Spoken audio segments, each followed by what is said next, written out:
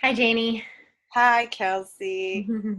I'm just feeling so I kind of warm and fuzzy to have you with us today. I'm really grateful for you and what you do and the conversations we've had already. And yeah, just thanks for being here. My total and absolute pleasure. Thank you.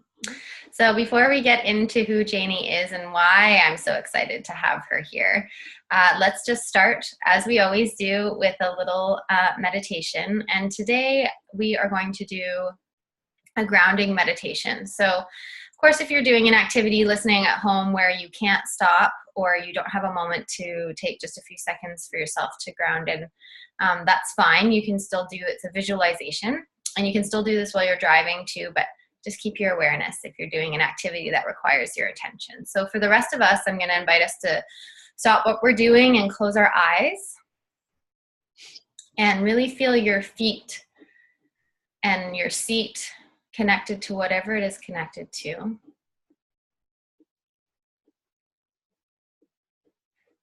And just start to allow your breath to deepen naturally, as the breath does when we bring awareness to it.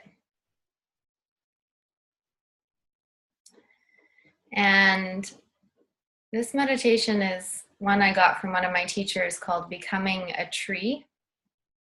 And so we are going to be trees for a moment, and we're going to allow our roots to grow really deep out of our feet, out of our tailbone, our legs, out of our legs. And the roots go really deep into the earth as well as wide.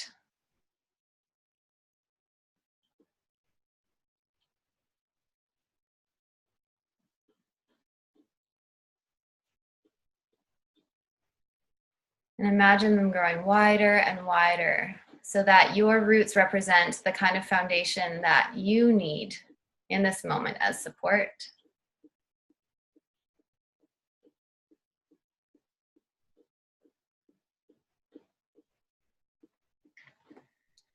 And from there, imagine the base of your body, so from your legs up through your arms and your sort of the trunk of your body becomes the tree trunk.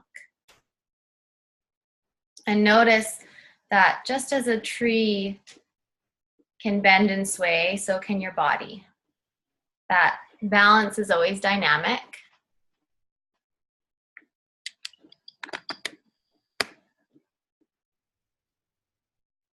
And that as you bend and sway, you feel your roots supporting you, your foundation supporting you.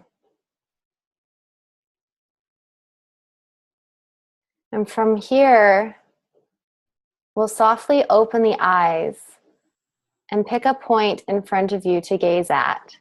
And your awareness or your peripheral vision becomes the branches and the leaves. Almost that you could see the whole room with your vision. And your awareness grows beyond your vision into the smell and sense of hearing.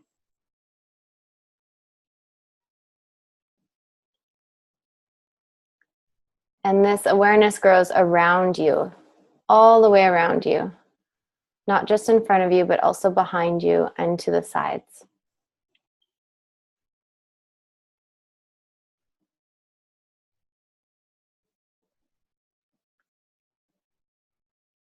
And take some nice deep breaths here as your awareness is nice and wide, but rooted in the earth. And also notice what kind of tree you became.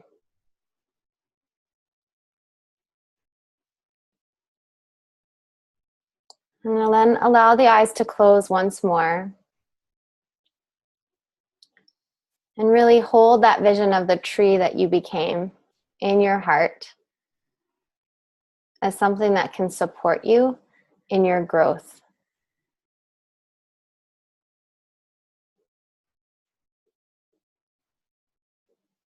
And then allow yourself to take a few more deep breaths.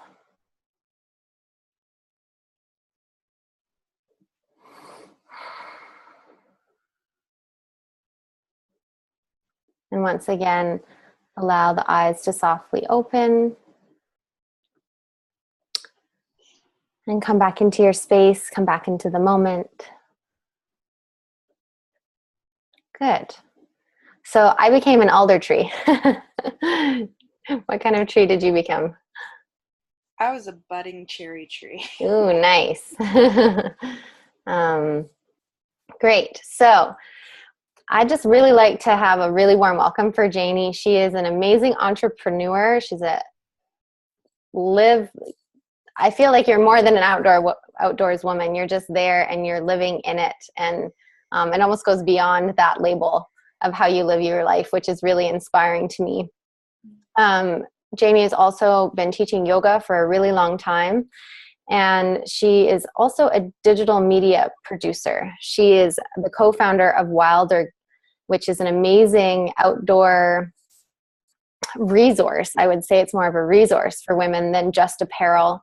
They have amazing people who represent their brand who are also living the outdoor life. It's all for women, which we'll talk about a little bit later. One of the reasons why I feel warm and fuzzy to have Jainee here today is because she has a really beautiful story to share with us, but she also has amazing insights from that story. And the insights she's going to share with us, I've had the pleasure of talking with her about a few times before. And I just really believe that this conversation is really going to support a lot of women that are listening. So thank you for being here, Jainee. Thank you. Mm-hmm. So as I said, Jainee has a really beautiful story, and she has a lot of insight to offer around grief and the trauma that comes with grief. And also she has some really interesting ways of how she worked through the grief with the experience that she had. And I would just love for you to let's just, dive right into your story, unless there's anything else that you'd like to share before we get started. Oh, I'm all for diving in. Okay, let's dive in. So I'll just let you take it away and, start where it feels right for you. Sure. Well, to go all the way back, I grew up in Utah, and I was part of a long Mormon heritage. And from a very young age, I think it was infused in me that to be both a woman and to be emotional was seen as weakness, I suppose. And thankfully, I grew up with parents who were very supportive, pretty progressive, in spite of their backgrounds, and so I feel very grateful for the upbringing that I had. I did have quite a wonderful childhood with parents who loved and supported me, but I was always at odds with the very polarizing culture that I was up against. I always felt like a black sheep. I always felt like I was maybe too much, too creative, too out there, too outspoken, and too curious. And I was reprimanded a lot as a young adult, as a teenager, and as a child for asking questions about the nature of how old the earth is, dinosaurs, how to behave properly. I was also really athletic, and so I was always on the boys' teams, and I thought, when people said you kick like a girl or you throw like one, I thought, what? That's a great compliment. Thank you. And I realized that they didn't mean it that way. And so I feel like my whole life I've kind of been pushing up against conservative ideas around how you're supposed to act and feel in situations in life. And I certainly didn't have a toolbox for trauma or for grief or for any of the things that I've experienced in the last few years. And what I did experience was the loss of my boyfriend. We were climbing in Yosemite together, and we did this incredible 5-pitch climb up Cathedral Peak. And even at the top of that climb, this will always play on kind of repeat in my head because it's so bittersweet. He said, "Welcome to heaven." And that was one of the most beautiful like moments of my life, because we had recently had some problems and some issues. We fell madly in love. I moved my whole life from Oregon to California, and a year into our relationship, we kind of both went, whoa, what are you do? And we never really dated. And so we had gone through a really difficult time after having had an amazing, previous 11 months together.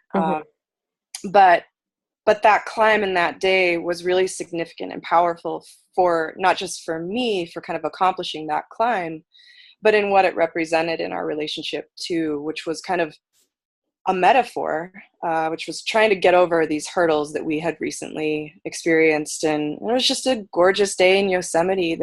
The landscape there is so powerful and humbling. And so after we did our climb, we separated, and he was training for another climb. And so when we got to the bottom of the trailhead and he packed up all the gear into my backpack, he apologized that it was so heavy for me and said, I'm going to go do this other traverse. And he went and did that traverse and was probably 90% of the way through it. And we'll never know exactly what happened. Rock could have broken. He could have had a misstep. He was soloing. He was climbing without ropes. And he knew that route so well and was such an incredible, safe outdoors person. And so I trusted that he would, of course, come back safely. And he never did. He fell and he died instantly. And that was 2.5 years ago. And so I guess that's where the story starts, for as it pertains to this conversation. Yeah. And what happened after. Yeah, that, I feel like that's a great leadway into what we are going to really talk about. And thank you for sharing so openly about that experience so far. And we do have these things in our lives that happen that are very traumatic. And it's almost like that thing is like in an instant, but what follows is what feels like lifetimes. Yeah. And today's his birthday. I was telling you earlier.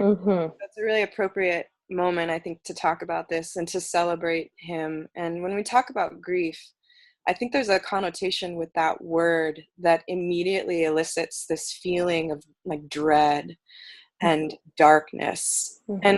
And really, I think if we reframe just even the definition of grief as praise, as acknowledgement of what's imminent for all of us, which is death, and honoring, and words like reverence come to mind. That's how I've been kind of reframing what grief means, and how to take that grief and how the kind of societal and cultural norms that exist tell us that it's a fleeting kind of feeling and that we need to get over it. When really there's no getting over these experiences. There's no getting over trauma. You're never going to wake up and go, well, that's that. It's never going to happen. But what can happen is you can, I mean, and personally for me, I've kind of become friends with it, and I sit with it, and I faced it, and for a year I lived in our house, and I went into our closet every day, and I went into our bathroom, and I slept in our bed, and I tried to learn grief. I tried to learn my pain so that I could move through it. That's beautiful. Yeah, that is powerful. And, I don't know if you know, I can never say his last name right, but Martin Prechtel, thank you. Yeah, and how he says that very thing, that we've lost the ability to grieve in our culture and our society, and that things like depression is just a lost ability to be able to grieve, and that grieve is really honoring what has come to pass. It's literally like he even goes as far to say if we don't grieve, that we are not honoring that thing or that person that was once with us and once served us in some ways. So Yeah. And how amazing for you, to face your grief in that way. That's really, it's a really profound thing to do. Because you are right. Our culture does say, you know, are you, oh, you're still upset about that, or you're still, wow, you're still really upset about that, or it should be like, it should have a time limit, Yeah. like even with bereavement, leave from work, there's like a time limit on it, and then you're supposed to be done and over it and ready to work again. Yeah. Yeah. So, There's no calendar for these things. And I also, it's been 2.5 years for me. And a year ago, I don't think I could have had this same conversation and not bawl my eyes out and not be able to speak with my 2 feet on the ground and feel a little bit stabilized. And so I just think that's important to note that 2 months after, I was an absolute chaotic mess. I was living in a nightmare. And I never thought that I would love again. I never thought that I would become anything or anyone of significance. I thought it would crush me entirely. And I thought that life was not worth living. So I think it's important that there are all these chapters that come, and if there's a listener who is recently grieving, it's a much different experience than being 2 years in and 10 years in and 50 years in. But ultimately, the thread that ties all of those things together is that there is no timeline, that there is no getting over it, and that honoring throughout the process is probably the most healthy way to acknowledge and to kind of it's not like you can ever attain peace around it. I'm not sure that that's possible, but at least there's a sense of understanding of yourself and your capacity for healing that you will learn. Absolutely. So. Yeah, I agree. I feel like it's almost like a level of like the, not peace, but almost like stepping into a deeper sense of acceptance of like, okay, this has happened and this is in my life now. And how can I move forward and accept this even deeper? And that deeper acceptance eventually ends up being like, okay, I can breathe again.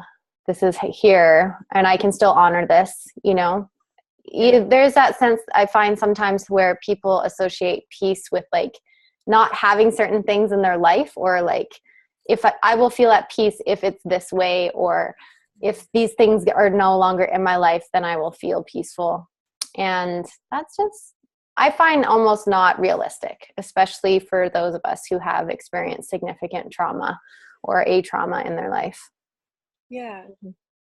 Peace comes in small little bursts sometimes. I remember one moment, it was about 2 months after he died. I went mountain biking, which was a bad idea because I suck at it. I fell really hard. I had blood dripping down my legs, and I'd fallen in poison oak. I've never experienced poison oak in my life. And I had done this thing, which is get my ass out of bed, which was hard enough at that moment. I wasn't eating, I wasn't sleeping, but I got myself out of bed, and somehow my friend coerced me into going on a mountain bike ride.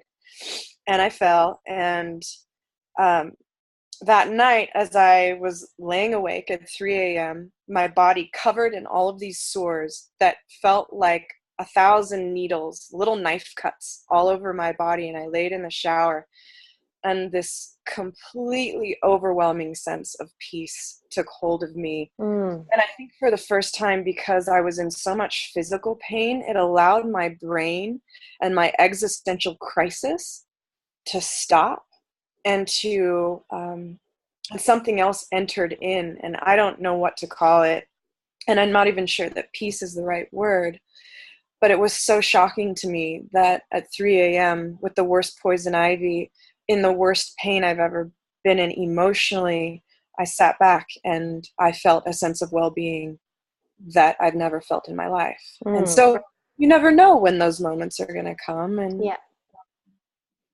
and you just hope that they come more frequently as you move through your process, Yeah, and they do. I think, like you said, if you really are facing things and moving towards them, that it almost creates more space for that to happen instead of trying to avoid. One of the things that, you know, seemed to really help you, and that you mentioned before we got on the call today too, is writing as a path of healing. And since I knew you and had met you before Brad passed, you stepped into writing, and you wrote publicly too on social media about your process. And on the other side, me being on the other side reading that, I was, one, you're an amazing writer. So that was, you know, just your writing has always been very inspiring to me. But two, it was profound. I felt like I was right there with you, and I was able to like hold you in a sense, or connect with you in a way that I'd never experienced before, because I didn't know you that well at that time.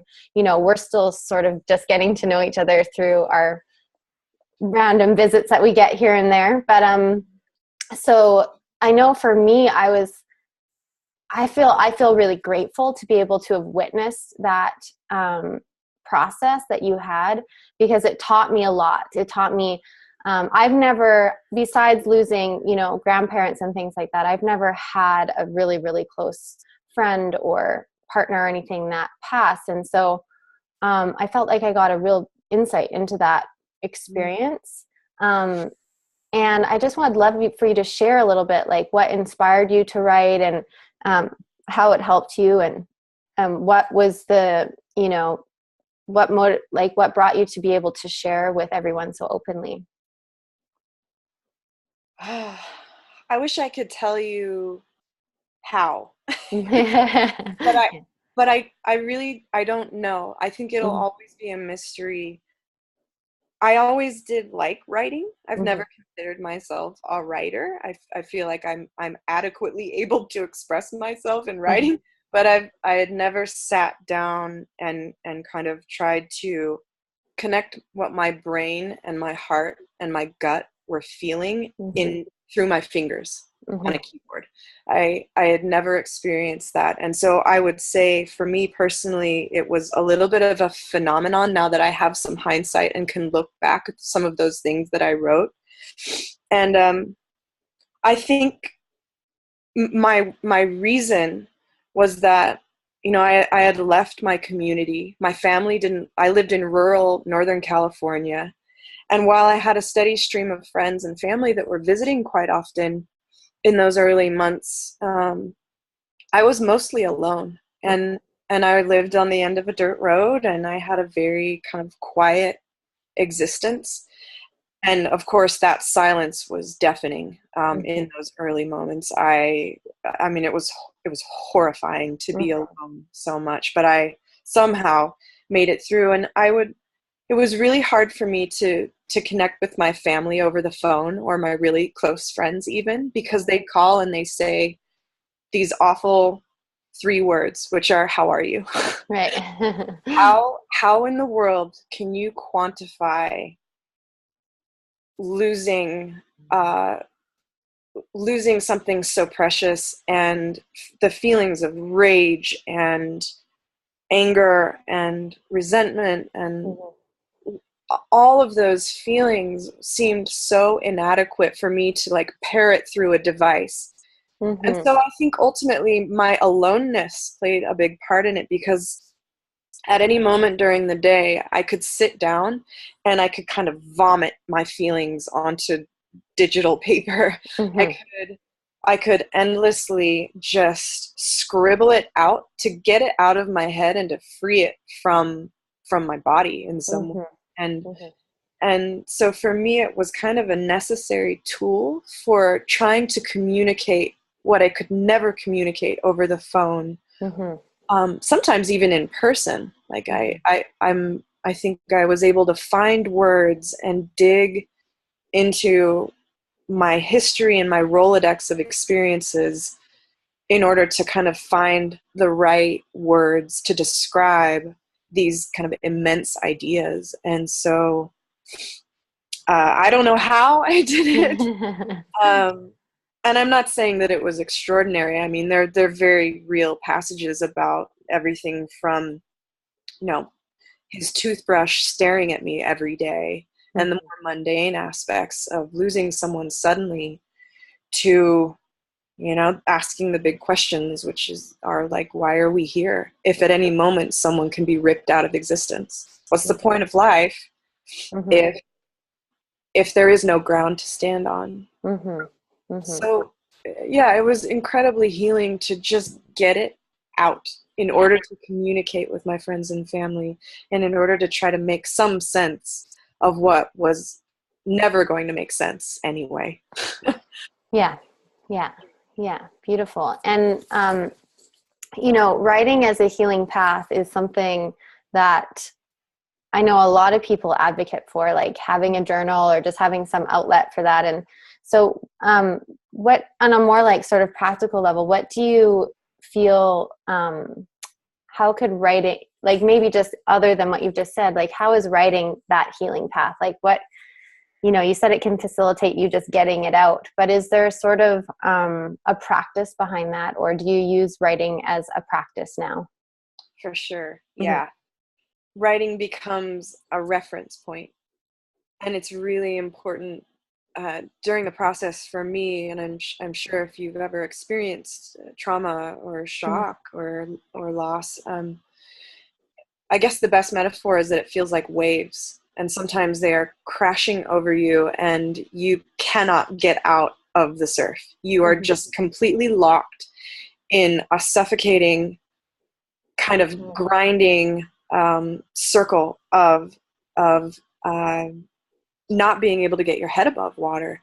And that's what it felt like in those first few weeks. And slowly, like, the waves get farther and farther apart, and the sets, you can see them coming a little bit better. And so writing, similarly, when it's crashing down on you and it's there is no relief from it, sometimes just expressing is the only relief. And in the same way, I mean, like with teenage girls who start cutting themselves, it's almost like this pain and the sense of relief from what's being so tightly held inside is a way for them to kind of bleed out in a way.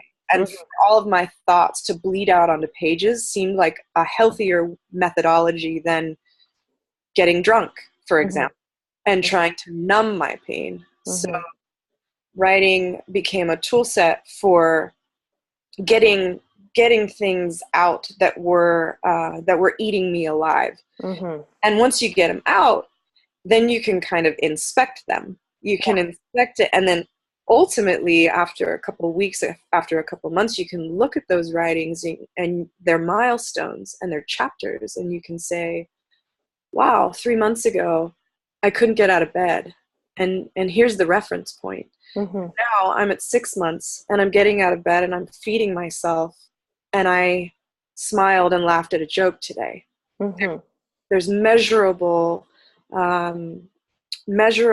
ways to see how far you've come.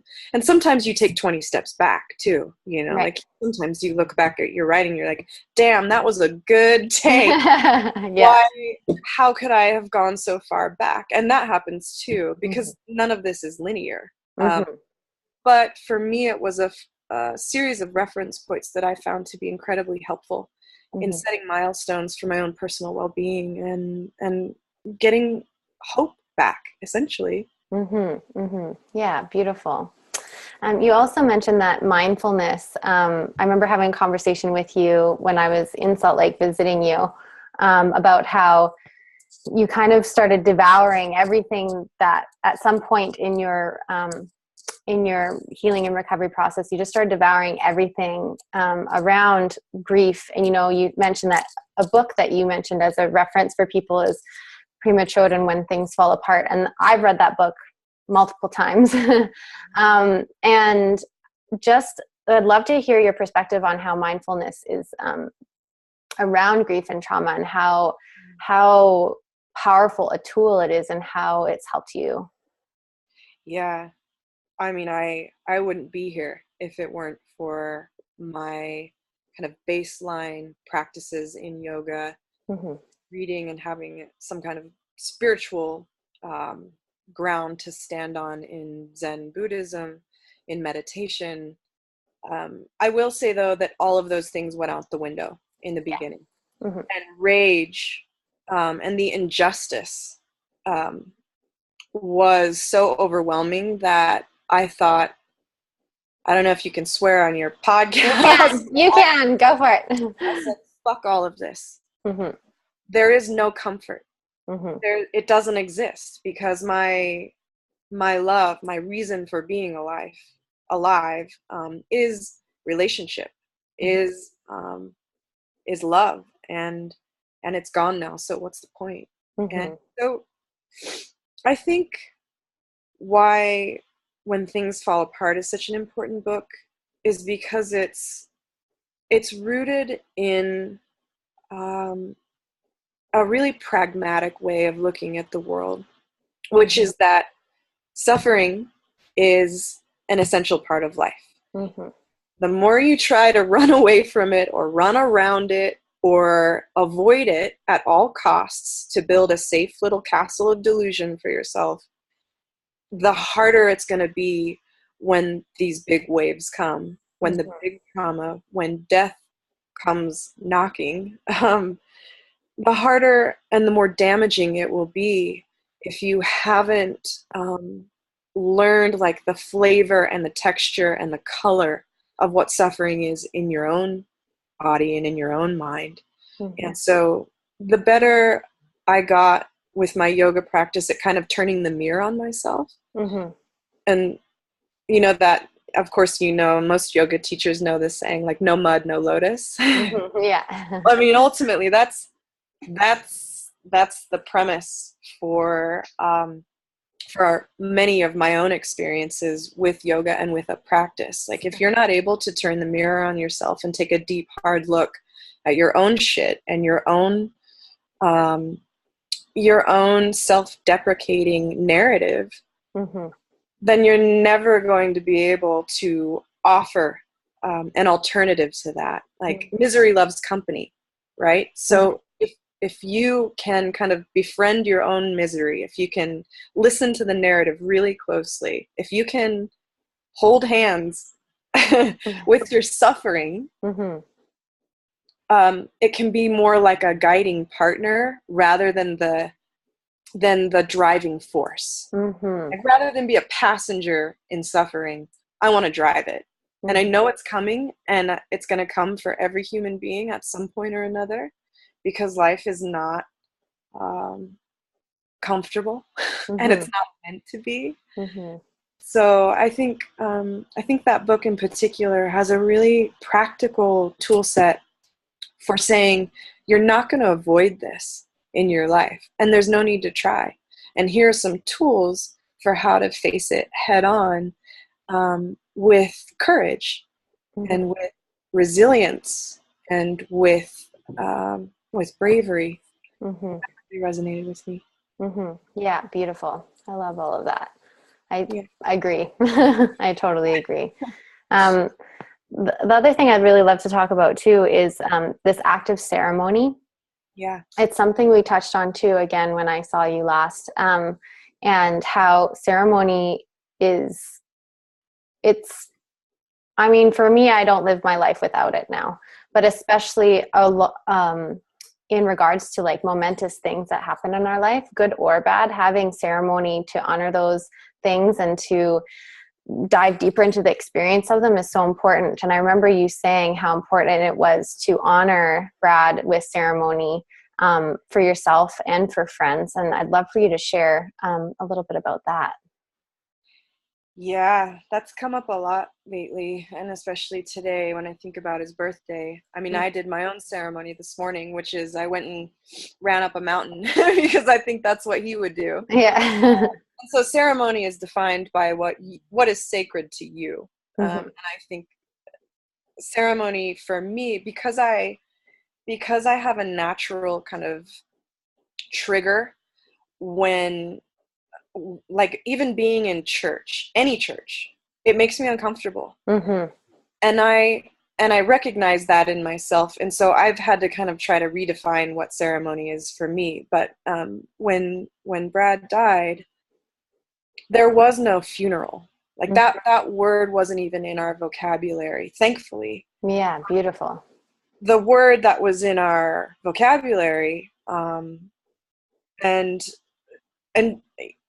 I just want to hit on this really quickly. Like, I was 34 when he died, and I had never thought about words like cremation and coffin in my personal experience of death. Like, I never thought that I would be uttering those words and speaking that language at such a young age, and it was so jarring.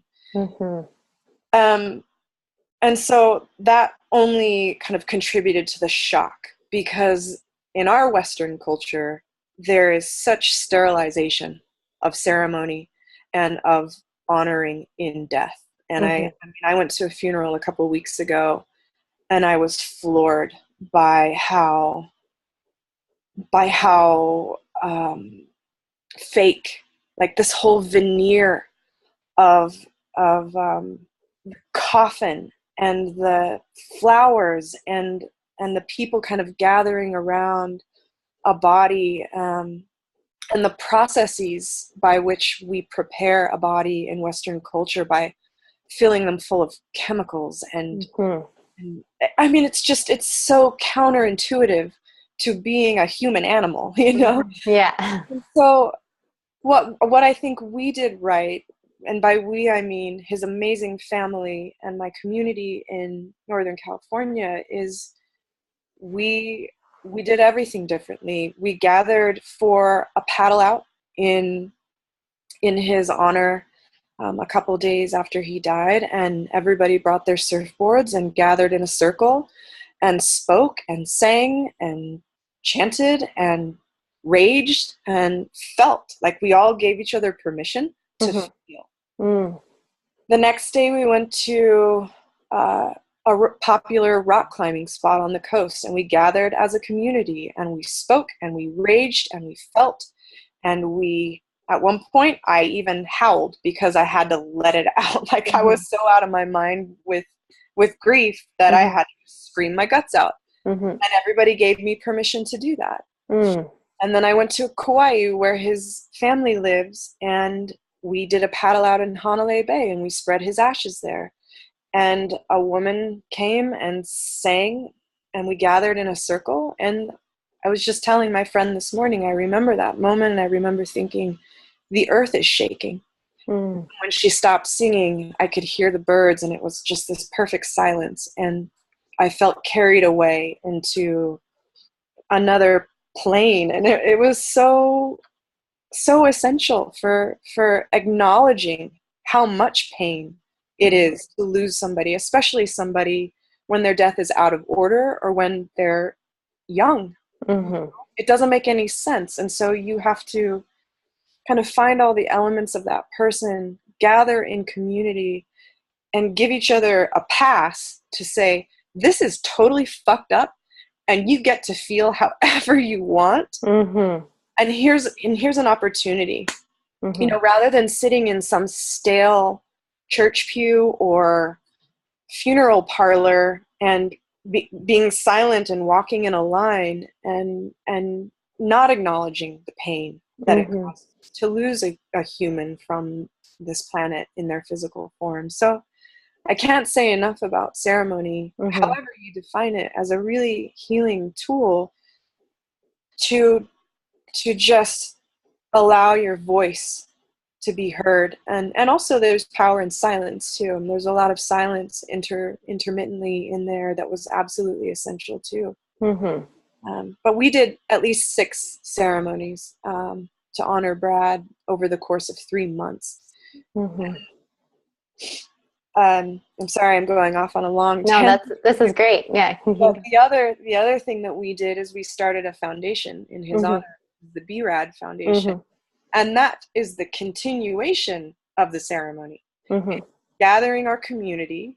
The 3 pillars are adventure, health, and stewardship, the 3 things that Brad stood for most in his lifetime. And so we've infused all of the things that were part of his character into this bigger thing that we call the B-Rad Foundation. Everybody called Brad B-Rad because he was rad. And that has continued on to this day. And his family is still in Kauai, doing monthly beach cleanups. So if you're ever in Kauai and want to take part in their beach cleanup with the Surfrider Foundation, please go and help out. They've removed like 90,000 pounds of trash that gets directly implemented into recycling programs. So it's not just put into another landfill. There's a strategic way that we can reuse and recycle a lot of the fishing nets and plastic debris that they find. And then in Sonoma County, where I lived, they have rock climbing programs for underserved kids and foster kids. And so we're gifting, in Brad's name, all of these other human beings who might never have known him, this continuation of the ceremony that we started the week that he died. And that's it's okay. I think that's the part that just kind of blows my mind the most. Like the capacity that we've had to kind of bring together all of the traits that we loved in him, and not just honor it in ourselves and like take on those qualities to lead better lives, but to gift them to other people. That's how you, I guess, in a way, like that's how you keep someone alive. Yeah. In a healthy way. Because he's not coming back, and we all know that. But in so many ways, he's still here. Yeah, so. and his legacy, you know, especially I've looked at, you know, we're going to post all the information about the B-Rad Foundation for sure. And, you know, you can donate and you can get involved if it's in your community and just be a part of it. And, you know, there is something to be said about legacy, you know, and someone like Brad who kind of created his own legacy by just being the person he was and being involved with what he was and just his spirit and who he was, you know, continuing on those legacies is, you know, also really powerful ceremony, powerful honoring, you know, and yeah, I think that's really, I mean, that's amazing to have. And when you have someone like him who deserves to be honored in that way, I think it's a really beautiful thing. Yeah. You know, another thing that you touched on was community and gathering as a community. And, you know, the She Will Rise podcast and what we do is we're huge advocates for community. And I am a firm believer that community is a key part to working through and healing and being supported in your process of healing. And without it, even though you said you had those times where you had so much aloneness, you know, you had this community and you welcomed community and you celebrated Brad with community. And I know that you, when I asked you, you know, a little bit of advice that you would leave for our listeners, you said community informs courage, and also the level of praise we give is directly proportional to the amount of love we have for those we have lost. And, you know, I think that speaks to that level of community. And, you know, in so many Indigenous cultures, when they experience a loss, even if they're not directly related to that family member, everybody gathers. Even if they're so far removed, everybody gathers and everybody gives space, like you said, in those moments. And you know, it's something that I really encourage women to reach out for and find, especially as women. Community is even extra important because it's, you know, we never went out into nature by ourselves for our vision quests. You know, we were, you know, back in the day, we stayed home with the other women and we bled together and we mourned together and we grew together and we learned together. And so if you have anything else to share about community and that and how community has supported you, I'd love to hear about that. Yeah. Well, on a more kind of worldly note, I I'm really lucky because I'm a web designer, and Mm-hmm. I I remember some of the things that like kept me going through the day and kept me feeling overwhelming gratitude was the fact that I didn't have to, after a month or after some predetermined bereavement period, walk into a cubicle uh, and march on like a soldier. You know, Mm-hmm. I don't have that kind of life, and I feel so much empathy for the women who have lost lovers, husbands, boyfriends, who have children, who have to kind of walk back into life and take care of others. I feel such deep sympathy for that aspect of grief as it pertains to women who are caring for others. And I feel it's not necessarily lucky because I have chosen not to have children, and I've chosen a particular kind of lifestyle. Mm-hmm. But I do want to just give uh, kudos and a big, huge high five and a hug to the women out there who have to march back into work to Mm-hmm. get shit done, to take care of their kids and to take care of their other family members. I had the luxury of quiet, Mm-hmm. a lot of silence, a lot of free time. Mm-hmm. I I had work in different parts of the country because I was a designer that I could kind of pick up piecemeal when I was ready. Mm-hmm. So I want to acknowledge that we don't all have that luxury, and I'm very grateful that I did and that I had clients and people who allowed me to take the time that I needed and then get back to work Mm-hmm. when I was ready. Mm-hmm. And you're never really ready. I think sometimes it's a really healthy thing to do, and distraction in the form of work is a great thing. And ultimately, my newer company was formed from those experiences. My company Wilder exists because I had the time and the space to really think about what might come next. Mm. And it took a long time. I mean, in the first 6 months, I wasn't thinking about how to write a business plan. That was the last thing that was on my mind. We were forming our foundation at that point. But then Lindsay, who is my best friend and my now business partner, moved into my house. And, you know, over whiskey by the fire and some really awful nights and some really good nights, we started talking about what could be and Mm-hmm. how I could utilize the skill set and the design background and the film background and the web background that I have in technology to take all of these lessons and create something that was bigger than myself, that would be sustainable and that would be of benefit to others as well. And that's how Wilder began. And so I think your original question was around community. Yeah. And I'm really proud of the fact that I don't come from wealth. I don't have a wealthy, rich family that I can tap into to pay for all the things that I need to run this business. We raised $55,000 on Kickstarter last year. It's a completely grassroots community funded endeavor. And I am the wealthiest person I know in terms of my community and my friendships. And that will always matter more to me than any profit margin. And so community can also mean a sustainable, not even a sustainable income, but a sustainable life. Mm-hmm.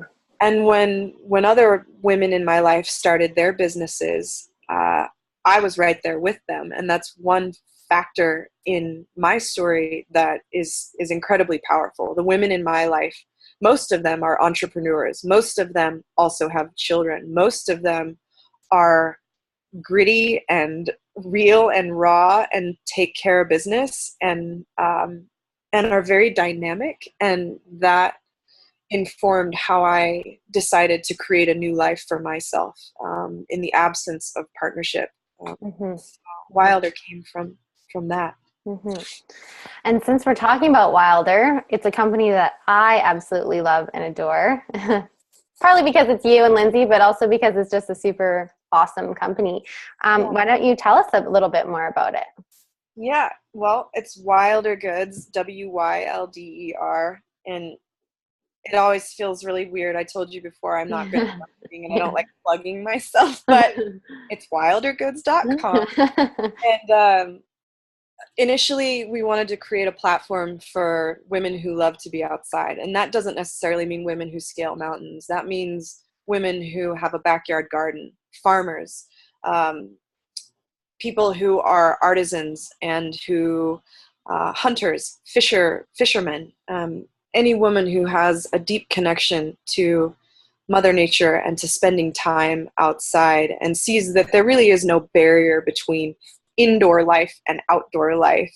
So many of us live in cities and have, for me, like I had this disconnect that existed of my urban existence and my outdoor existence. And I think that's becoming a really blurry line. Mm-hmm. So for example, when I get up in the morning, I try to do a little meditation. I take my time, and I usually go on some kind of hiking or biking trip before work. And then even during the day, I go for walks in the park. And so I don't feel like I'm ever really that disconnected from the natural world, but I want clothing and gear that's designed to bridge the gap between those two worlds. And so Wilder is an online store, and we curate products that bridge the gap between the urban and outdoor worlds, but that are also, we curate from sustainable brands. Mm-hmm. So we're kind of like the Whole Foods of the outdoor industry for women. We only pick the best products that are built to last, that are designed by and for women, and that will stand the test of time, and also who are transparent in their manufacturing processes. Mm-hmm. Because ultimately, I mean, how can you wear something that if you're a person who loves fishing, for example, and you're wearing something that's polluting a river in a place like India, which is oftentimes the case, Mm-hmm. how can you sit with that?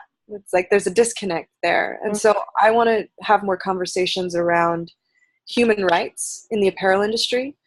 And I also want to provide a platform and a microphone for women to have a stronger voice in the stories that we're telling about our experiences outside and what they mean to us as individuals and as communities. Mm-hmm. So that's No, it's great. I love it. And that's what I said before. I feel like Wilder is like, it's this online apparel store, but it's also like a movement, Well, it is a movement. I feel like it is a movement, Yeah. In those reasons that you just said.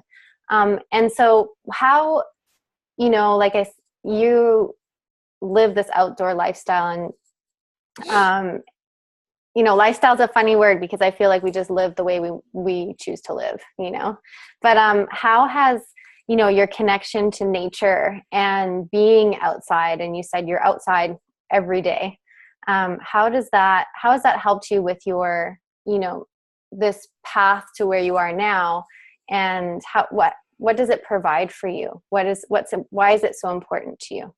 Yeah, that's a huge question. And I could take maybe we could do another podcast on that. philosophize about the healing effects of nature, but I'll try to make it as abbreviated as possible. Okay.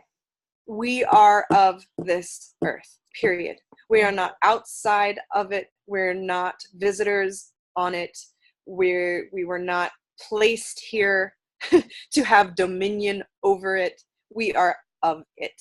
Mm-hmm. And the closer you are to your primal, natural, evolutionary state of being, the closer you are to knowing your true nature. Mm-hmm. That's kind of the foundation for what I believe. And so many of us are kind of reluctant consumers. We don't necessarily want to contribute to consumerism, and we don't want to deplete resources. We don't want to be involved in extractive industries, but ultimately we are. Mm-hmm. Rather than become apathetic or dismayed beyond belief by the systems that are already in place and that we were born into, I suppose we could call that capitalism. Mm-hmm. I think we have to change it from the inside out. And ultimately, everything that we buy, everything that we wear has an impact. And there's a human toll and there's an environmental cost associated with everything that you purchase. And so what we're trying to do is give alternatives, to be radically transparent, and to say, it's your choice. Here's where this product comes from. It may not be organic, but here are the other good things about it. It's a lifetime product. Or here's a product that's organic cotton that costs $50 more, but that you're going to wear for 50 years longer. And to try to change how we think about things like fast fashion, change the way that we relate to how we kind of adorn our bodies. And I think what most people forget is like the biggest organ of the human body is our skin. Mm-hmm. And if you're wearing clothing that was sprayed with pesticides, it's like eating a hamburger from McDonald's.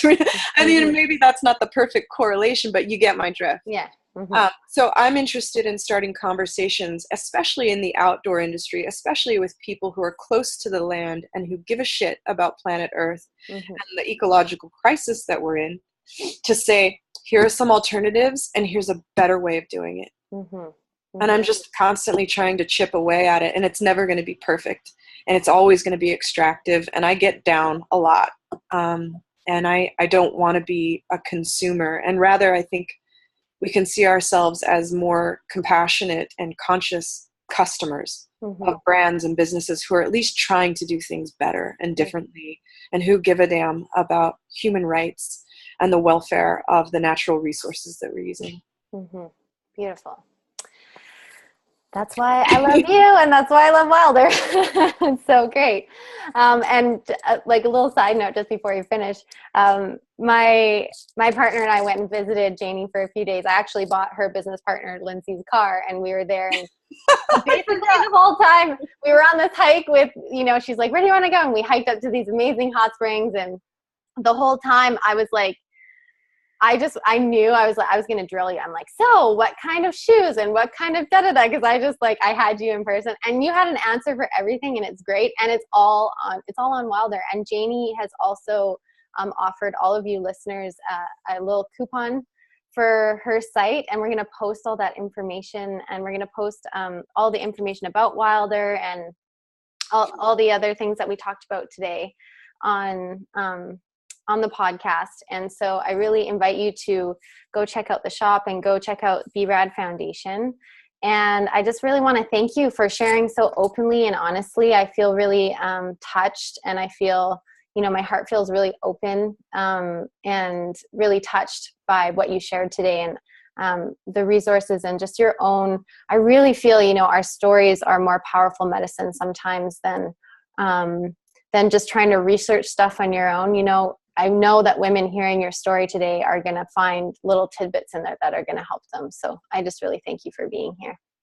Thanks, Kelsey. Most days I have no idea what I'm doing. So you're right. I look to the other women in my life when I'm lost, which is often. Thank you for being one of those people for me. Aw, thanks. Okay. We'll talk soon. All right. All right. Thank you. Okay.